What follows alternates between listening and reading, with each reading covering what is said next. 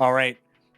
I don't know how to entertain everyone. I'm not very good at this, but I wanted to say while Scott's getting whatever he's getting, I am super stoked to have Scott on here. So it'll be a little bit shorter today. I think we're going to aim for another 36 minutes. We both have a hard stop at the end of the hour here, but hi, I'm Nick Cosentino, and I'm a principal software engineering manager at Microsoft. This is arguably the coolest thing I've been able to do in my content creation journey, so this is one of the most exciting things I've been able to put together. It's a pretty brief interview with Scott Hanselman, but it was so awesome to be able to sit down with him and just talk about his career progression, and I really loved the message that he was able to deliver in this conversation. I remember once I confirmed the interview with Scott, I ran over to my wife and I was trying to explain just how excited I was and why Scott was such an influential person, and I really didn't know how to compare him to something that she might understand, so Beyonce was basically the only thing that I could come up with. Now, I still don't think she really understood, but I think for a lot of you watching this, you know who Scott is, you understand how cool this is, and I really think that you're going to enjoy this conversation. It's not super technical, we get into some technical pieces, but I do think that the message that Scott is going to share in this interview is so powerful, and I can't wait for you to hear it. So sit back, enjoy, and I'll see you next time. Awesome. So Scott, thanks so much for joining. The one of the things I wanted to start off with, because I kind of love jumping into this with different people, is like career journeys, right? Obviously, you have a very extensive career. I probably don't have enough time to hear all of the details, obviously, but I think for folks that are listening and watching, it would be super cool to kind of hear like, where did you start? Like, how did you know that you wanted to get into this? Did you know from the beginning? And then, like, what did that look like as you progressed all the way to where you are now? Um, as I'm realizing how long I've been doing this, I realize that, everyone people talk about, like, generations and stuff, but it's less Sure. about generations, and it's more like what was happening in tech when you popped in. Right. Like, there are people who are, like, amazing front-end engineers, and you could ask yourself why they are. Is it a generational thing? And it's like, no, it's because JavaScript popped as they entered. So I think of myself as being someone who thinks about the whole stack Okay. because the stack was smaller when I started, right? So in like 1982, 1984, when I started like programming, it was low level. It was assembler. It was 6502 assembler.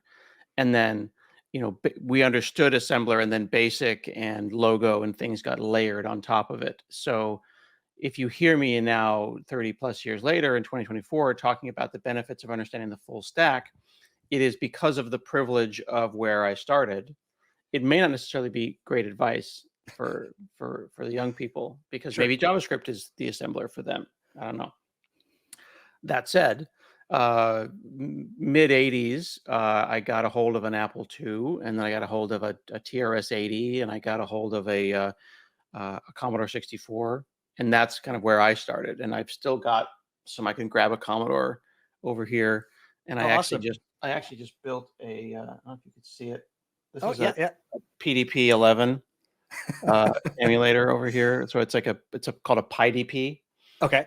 So it's a Raspberry Pi running PDP 11, and it's got the blinking lights and everything. And I Awesome. Yeah, yeah. 3D printed a case around and everything. Um, Okay. But, like, my parents are not computer people. My Okay. dad is a firefighter, my mom is a zookeeper. So we were, we're the first my son and my brother and I are the first ones to go to school. So, I don't know, like, my 5th grade teacher was like, "You got moxie, kid," and, put me in front of this apple, and then I've told this story on other shows before, so if people have heard it before, I apologize, but my dad had this van. This is a 1972 Ford Econoline, and it was in the front of the house, and it was always parked there. And then one day I showed up, and the van was gone, and there was a Commodore from Sears in a box with the Sears. You said you're Canadian, so Yep. Yep. did you have Sears up in We Canada? did. Yeah, yeah. Okay, here, hang on a second. Hang on. Entertain the crowd. Hang on a second. All right. I don't know how to entertain everyone. I'm not very good at this, but I wanted to say while Scott's getting whatever he's getting, I am super stoked to have Scott on here. So it'll be a little bit shorter today. I think we're going to aim for another 36 minutes. We both have a hard stop at the end of the hour here, but we'll get into some .NET stuff too. There's Scott. Oh, wow.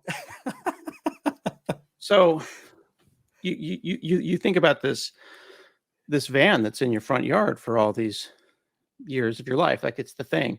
And then the front of the house is empty, and you're like, what is wrong with this house? The scene Right. looks wrong. Yeah, yeah. And then replacing the van is this.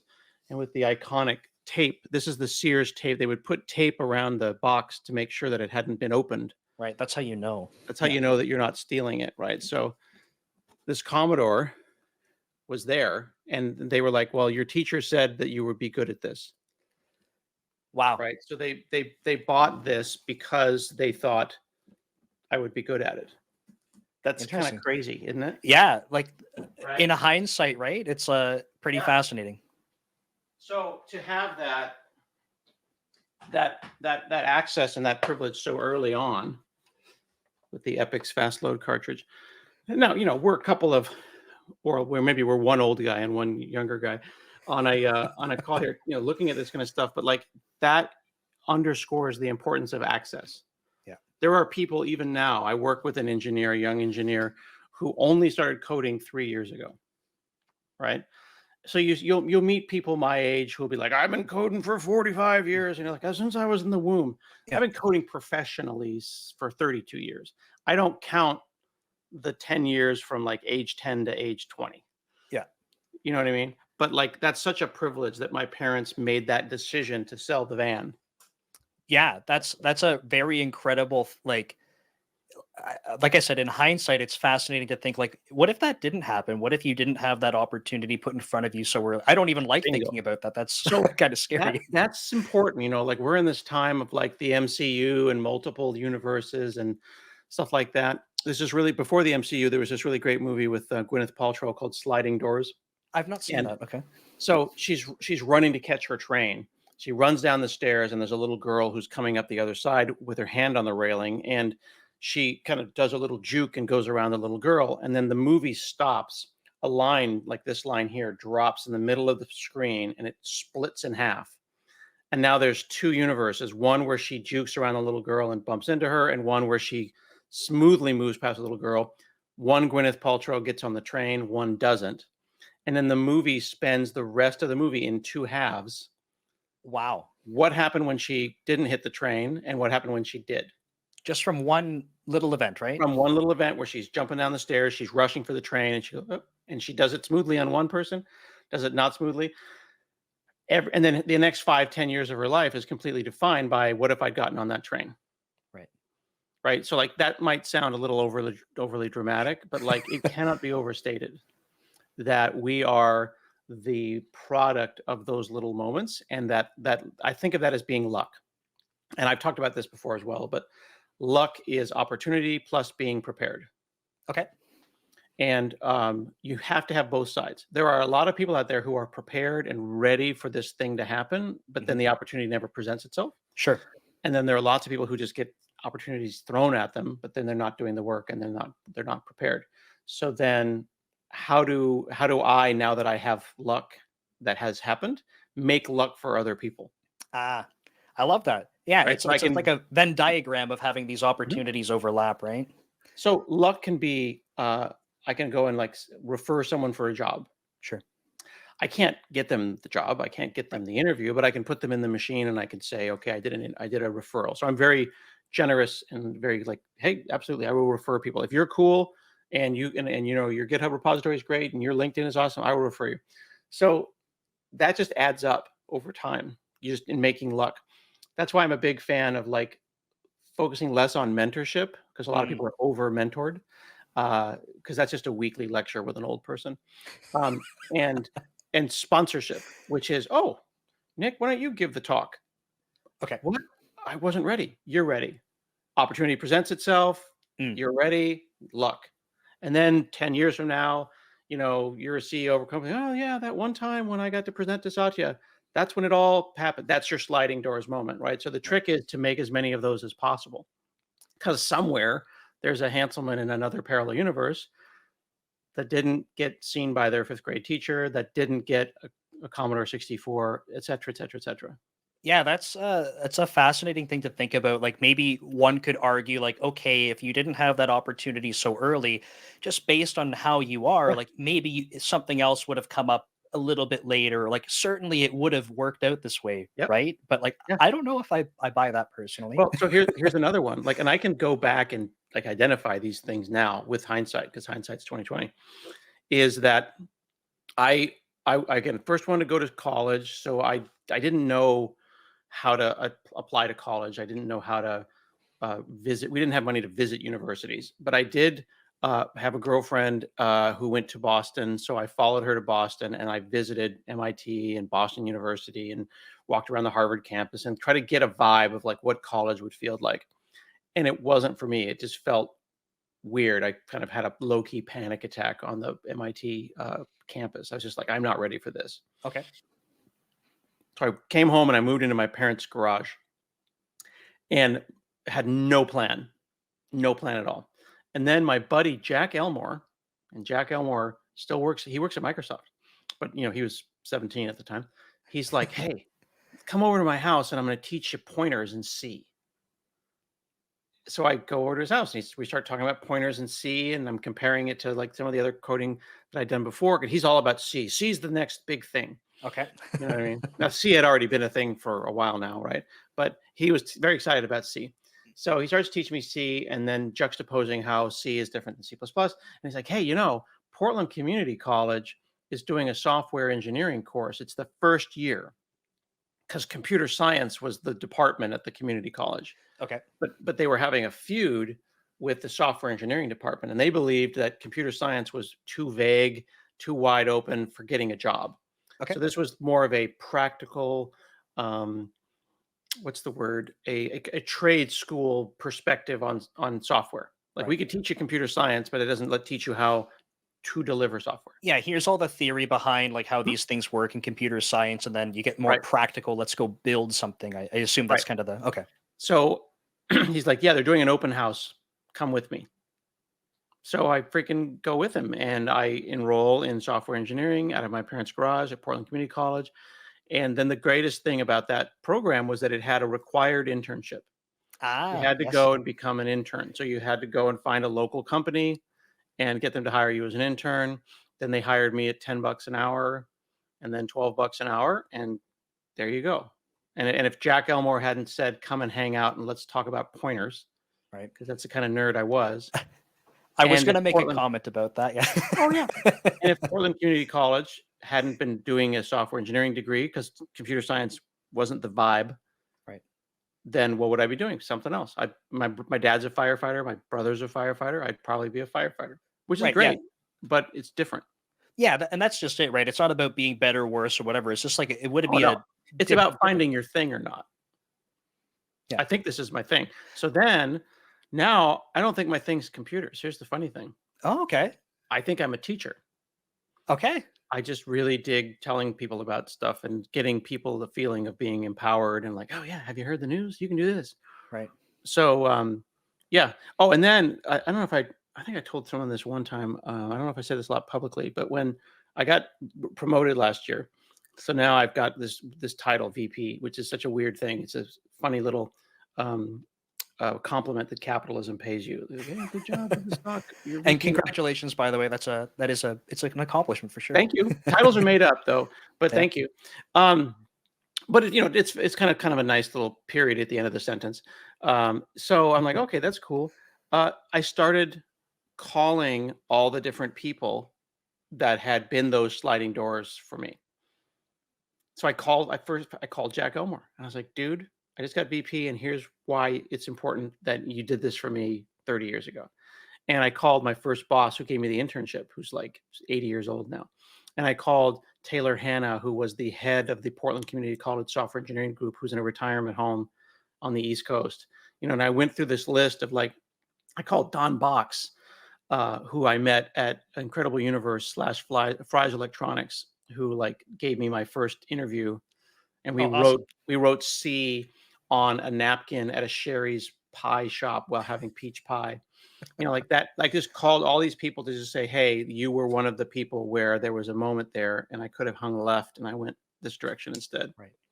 That's incredible. That's and I can't even imagine for some of those people getting a call like that and being like, what that would feel like to be like, holy crap.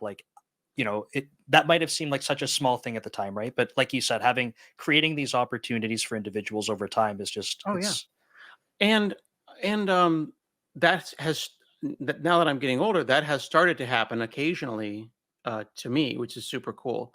I I had given I had like sponsored some young people on Twitter. Like there was a person who needed a laptop, so I got him a laptop, and there's somebody who needed some paperwork done for immigration, and I did some immigration paperwork. And then you don't follow them around, you're not keeping score, right. you help people and you move on. And then I get a text like, 4 years later, "Hey, I've immigrated to Germany and I'm in Germany now and I'm working as a full-time engineer and I'm sending money back home." So then I just happened to be in Berlin a week before last, and I get to go and have like lunch with these guys, Wow. right? And there's another guy who just got his immigration paper and he moved to London. Again, moving out of his country, helping his family out. And and I did one thing 4 years ago, but I just knew that like that's a kid that is going to be awesome, and I want to put I want to spawn and I don't put like if you could buy stock in a person and like do an early investor, like you're going to be Yeah. like an angel investor. Yeah. So I'm starting to do that kind of stuff, and it's a long Sure. process, but like 4 years later, you're like, hey, and then you become that little one moment where, hey, I gave you a Commodore 64 in Well, 1980. what could feel like, honestly, like what's more fulfilling than that, to be like, being able to have people in the future tell you like, hey, you changed the course of my life for the better. Mhm. And then hopefully for a lot of these people, you kind of impart on them. Like, you see how powerful, like something that might have been small for you in the moment, like see how Mhm. powerful that was to transform someone's Yep. life. Like that's fascinating. Well, and that's the thing, like, it is a amazing thing to be a teacher, but it is also a selfish thing.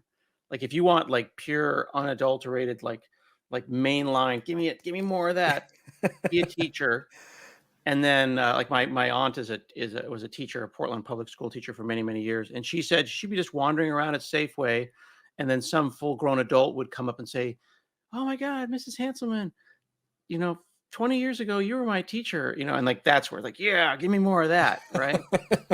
So being a teacher is a wonderfully magnanimous, but also very selfish thing, and that's a kind of selfishness that I'm willing to accept. Yeah, I feel like that's probably a pretty fair trade, right? Like, I don't think we like to promote selfishness too much, but I think Oh, if it's you're going the to be good kind of selfish, selfishness, right? It's yeah. like yeah. No, that's incredible. Well, thanks for sharing that. I think the really kind of walking through those different, like, and I'm sure for people listening and watching, it's like they might have already had some of these types of things, or there's going to be these moments of luck that come up for them kind of in the future, right? So that's really cool. I Yeah, think well, you can spot them now, right? And yeah. then jump on them and make them happen for other people. Yeah, it's no, it's really cool. I haven't had for myself. I don't feel like I've yet had too many situations where I've done something for someone else. There's been a couple of little things like being able to, send off free books to people and stuff. Well, free for them, I'll pay for the Amazon part, whatever. It's like small things like that. But I have not yet kind of had that the sort of the feedback loop. And I don't like, for me, I'm not like, hey, I'm doing that so that I can get it, but Mhm. it might be really really awesome in a few years where it's like, hey, little things that you were doing, planting those seeds kind of come back. Well, So it could be like it could be having a maybe an earlier in career person on your show. I've been doing this Hanselman and Friends okay. idea a lot because I am very blessed to be invited to like keynote stuff. So now I bring people along. So then Oh, it's like awesome. Hanselman and then whoever else the person is. And then what you do is you slowly reverse it. So it's not Hanselman and Friends, it's this person and then also the Hanselman guy is still there. Right. Very cool. And then like on my podcast, my face is not on the podcast anymore. Right? So it's all about the guest. My face is nowhere to be found. So like those little tiny changes as you slowly shift focus Right. is to try to put a spotlight on the next generation, the next person. Because I'm Yeah, and fine.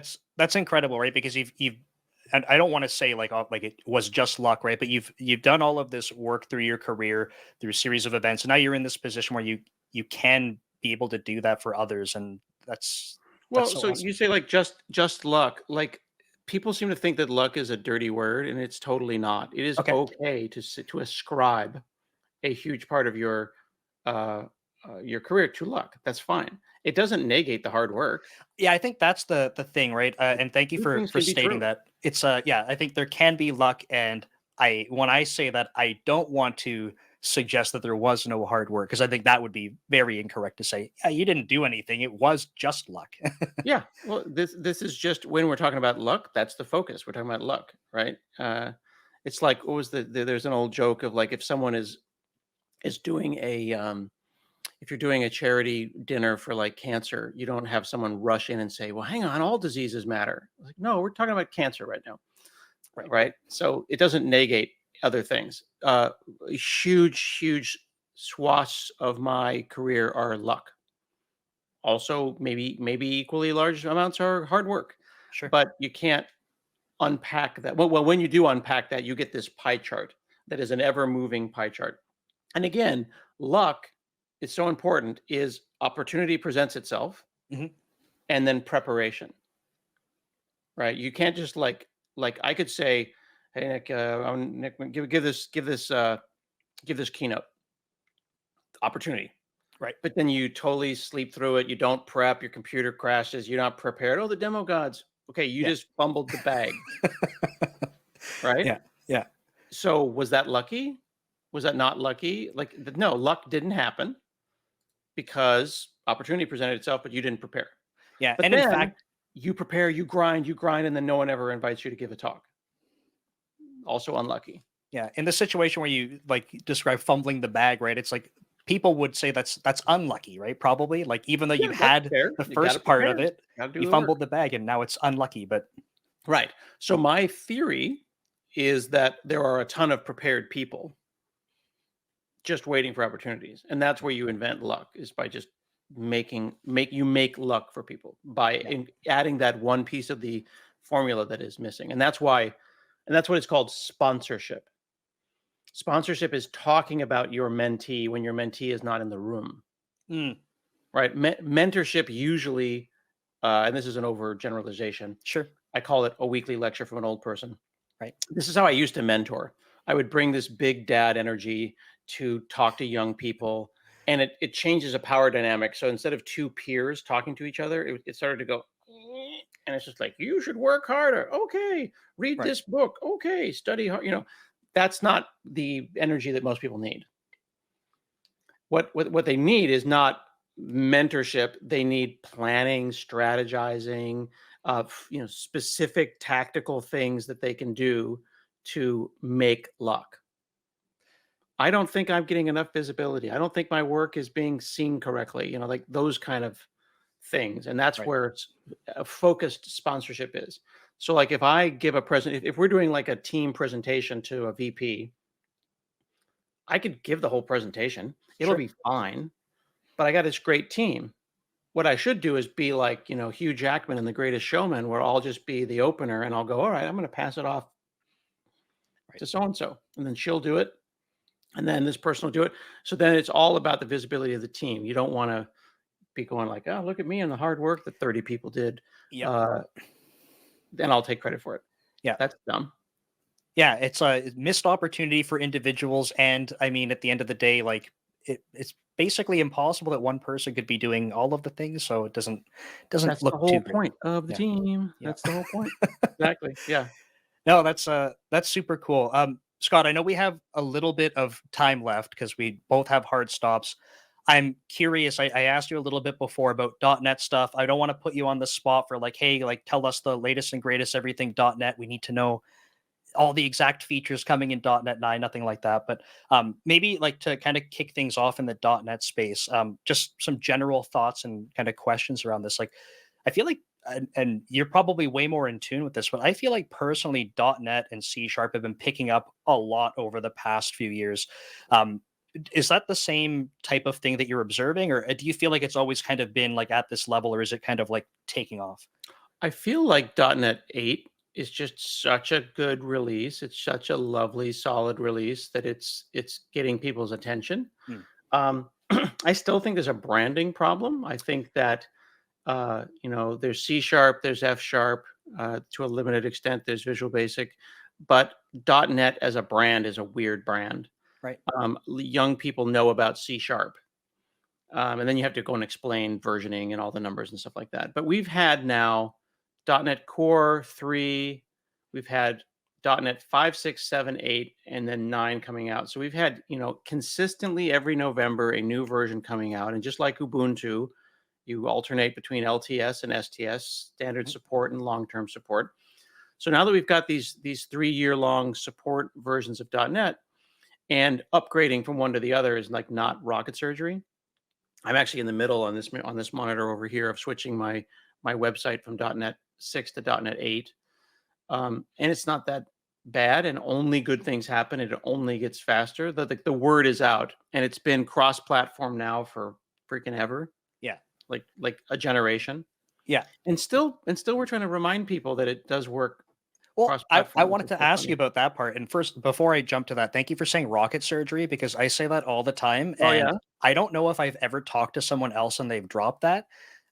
Every time I say it and my wife hears I it, think it's hilarious. she looks at me funny and I'm like, no, that was on purpose. Like Yeah, it's yeah, yeah. Well, it's like when you list out bullets and stuff, and you go, "Okay, Nick, here's what's going on." So first, one, you need to do better, and then B, like doing weird little anachronistic things like that. yeah. Make sure that people are still listening.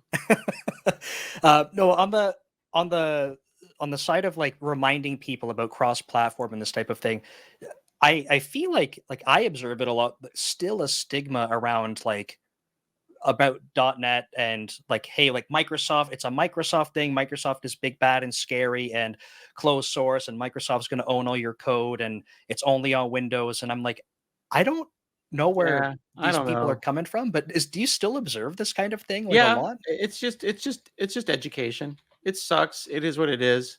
Um, But yeah, I we don't. have to just I'm keep just. reminding. Here's the thing, though. What's the biggest language on the planet, right? Well, there's two. There's C, which you don't see. No pun intended. It's like that's the little language that could. Like all the low level stuff is happening, all the IoT stuff is happening. Like your thermostat is not written in JavaScript. And then there's JavaScript. So the argument of like, well, how is .NET gonna win? Well, it can't. JavaScript's won, but what is it won? Well, it's won the text boxes over data war. So, that's fine. But C sharp though is just so darned flexible. Yeah, You've got IoT devices all the way up to cloud devices. You've got Xbox games and Unity. You could got Linux and ARM. It is the Swiss Army knife of platforms. right. And I think people sleep on it a little bit. Yeah. Yeah, I had someone ask me the other day about like they were asking about programming language strengths, like why C sharp, and I think the context before that was about like a lot of people are talking about Rust and stuff now, and they were like, well, it's not as fast as Rust, is it? And I'm like, well, hold on, like you have languages where they're going to be more purpose built for certain things, but I said I think my opinion is C sharp. One of the benefits is really just that it can do so much, and if you know C sharp you can start applying it to these very different domains and not have to go let me go completely like I could imagine switching between Rust and JavaScript would be like my brain would probably melt if I had to keep context switching between the two. So Yeah, and then benchmarking those things, it's apples and oranges. Like you just yeah, can't. Like here's one. This is stupid. I just throw this up on the screen here, sure, but let here's just me. like a Rust versus C sharp benchmark. What is a benchmark? Like, are we doing just tight, for loops? Are we doing Fibonacci? Here's Rust and C sharp within 20-30% of each other. But then you've got standard deviations of stuff that are outside. You've got because you've got the jitter, of course. You've got Yeah, more memory, of course. But like, is it appropriate to compare these things? We've also got AOT really making a move in the C sharp space, ahead of time compilation. As a general rule for generalized computing, all these languages are asymptotically approaching perfect. Like, you know what I mean? Like we're hitting the laws of physics on a lot of these things. yeah. So yeah, you're gonna have more.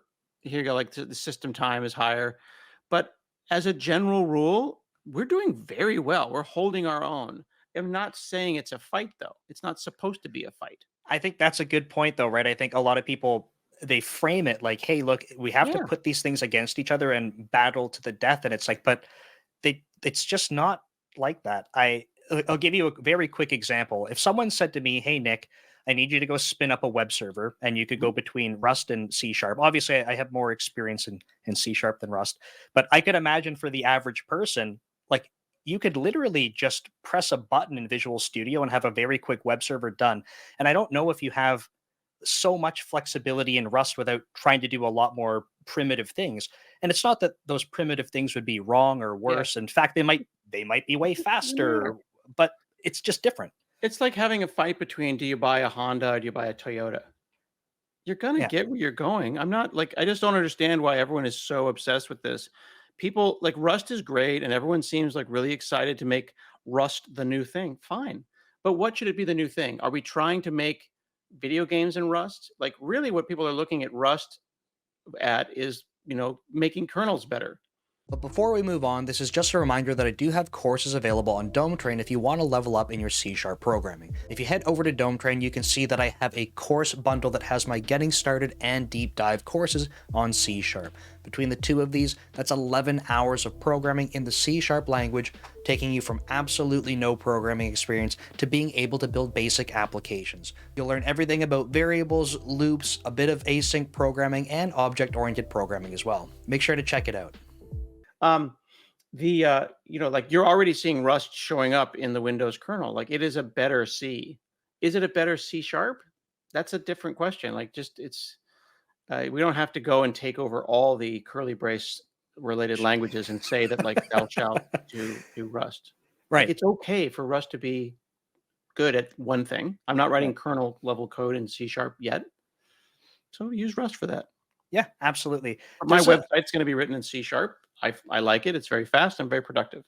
Yeah, and it's like I think the context is key, right? Like Mhm. a quick example, even from I mentioned before we got on the call, like I work in the substrate side of Microsoft, and I manage part of the team that's the routing plane. We have pieces where we have Mhm. consciously said we will rewrite these things in Rust because there's a very specific need. Lots of other stuff is in C sharp, and there is absolutely no reason for us to go Yep. move because it works very fast. It does exactly what we need. We can develop, quickly in it. So, like, why would we just go, hey, like, Rust is just new and the new hotness. Let's just go jump ship to it. Like, it doesn't really make a lot of sense. I think also that like it's always fun to explore like generational shifts. Sure. People don't really people think that they don't get promoted for sustaining engineering. They get promoted for like big dangerous moves. Like let's move all of it to Rust. Okay. I mean, it is fine. It's fine right now. No, no, we got to do it all. Like Yeah. I have a much more chill attitude than when I was an architecture astronaut back in the early Or 90s. astronaut. Yeah. But this similar conversation came up even with Blazor. So I was Mhm. having a discussion with someone online, and they were saying from their perspective, they're like, Blazor is just like, it's a terrible idea. They're like, it's never going to beat out JavaScript. And like, I don't want I think the phrasing was, I don't want to be forced into using C sharp. And there were a few of us that were like, hey, look, like as C sharp developers, like we want the opportunity to write more C sharp. I don't think anyone's forcing you. Like, I don't think that's the goal is Microsoft came in and said, no Yeah. more JavaScript. This is a silly analogy that I have used once that I like. So my son and I were in Finland, and Finnish is a really weird language. And linguistically, because I did a little bit of work in linguistics in college, it's like a foreign language. It's like it doesn't make any sense. It doesn't fit. It's almost Okay. like they were teleported here from Mars. Like it doesn't fit into the branches of languages. Okay. Yeah. So and there's like I don't know 4 or 5 million people that speak Finnish. So my son, who's like 13 at the time, he's like, why don't they just speak English? I was like, what do you mean? Well, like everyone likes their own language. People got to speak their own language. And he's like, well, they're not going to win. Okay. Yeah. Well, here's the thing. They're not, right? We love the Finns. Finns are great people, but they're not winning. Well, winning what? Okay, Yeah. well, that's exactly right. Like first, no, there was no competition. Then no one said there had to be a win. Well, everyone should just speak English. Well, why? Well, it's a perfectly English is the JavaScript of human language. Yeah. Right? It's just the one that steals from all the other languages. It became the language that we're just forcing everyone to use. It's not the language we deserve, but it's the one that we have. It was invented in a weekend. It doesn't make any sense. So the why doesn't Finnish give up? Right. Okay, why doesn't Erlang give up? Right. right? Well, because people who speak Erlang and Finnish like it. Yeah. And there's Finnish poetry and cinema, and like those are the things that make them happy. They should be happy. Like that's just so stupid. I'm more of a language preservationist. When I hear that there's like an indigenous language and there's like 6 people who speak it, let's go save that language and let's learn Yeah. it so that we might better understand ourselves. But the argument of like, oh, this language should give up because it's not going to win is stupid. Yeah, because like you said, like what is the competition? It sounds like there isn't one and people just Yeah. assume it's there. If there's a language that makes you happy, write that language, Yeah. right? These are tough questions. Like if I was the CTO of a company, would I go and write it in Erlang? I wouldn't, Yeah. but the people who made WhatsApp did, and success is a pretty good metric. So Yep. good on WhatsApp for choosing Erlang. Yeah, I remember when I before Microsoft, I worked at a digital forensics company, and when we were recovering things off of devices, like so, literally having to recover deleted information from file systems and stuff. I remember talking with people at job fairs and stuff, and they're like, "Oh, so you guys must use a lot of C and C++," and I was like, "We use .NET for everything," and they're like, Yeah. "How? Like that's impossible. You can't possibly be getting that low level stuff," and it's like, no, and we can build really fast, and we can do all these awesome things. So I think people just yeah, kind of looking for maybe competitions where there aren't actually Yeah. these battles. Yeah. Now Facebook went and rewrote the thing in C++, but that was that's kind of a bummer. Yeah.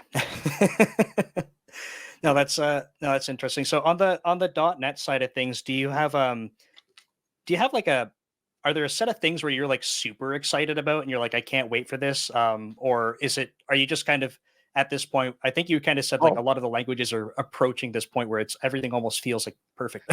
well, okay, so there's the language stuff, which is all the syntax and keywords and nonsense and Sure. features. Everyone's got async and await, and everyone's been fighting about who invented async and await, and like C sharp takes this feature from F sharp, and there's that all happens. That's there's Americans that think burrito is an English word, uh, right? We can all argue about if it's pronounced foyer or foyer. Yeah. Uh, that happens in programming languages as well. I'm more interested in like delightful features that like make my life better. So Sure. the work that is happening in .NET to make it work well on Docker and in containers is just like it's just unheralded, silent, pushing the rock uphill work. Like Yeah. if you go and look at our Docker tags, the diversity of options for your base image, Mhm. we've got chiseled images, we've got images that are getting smaller and smaller, we've got distroless images. We've got the fact that you can write C sharp, you didn't have to do anything, and then all those ARM PCs came out, and it just works on ARM, Yeah. right? Like I'm running a 22-year-old code base on my blog, and I didn't do anything as .NET matured. Right. I slowly moved it from .NET 2 to 4 to 6, and now on the way to 8. And I've quietly and peacefully moved it from Windows Server 2000 to Linux to containers, and now it runs on a Raspberry Pi. Right, like my That's podcast awesome. website runs happily on a Raspberry Pi, and I'm just pushing a little bit of text around or changing a, a Docker container thing like that. That's really significant, and it is. I use the word unheralded. Like people should be singing that, and the hard work that the .NET team and the folks that work on that stuff are doing should be more appreciated. Yeah. It's a yeah, I think it's a good point. There's a lot of work that goes into that kind of stuff, and it's almost like until it's all there and we're just used to having it, it's Yeah, like yeah, and it you take it for granted. yeah, it must have just happened overnight or it was always there, right? No, that's cool. I realize we're coming up on time here and you have a hard stop.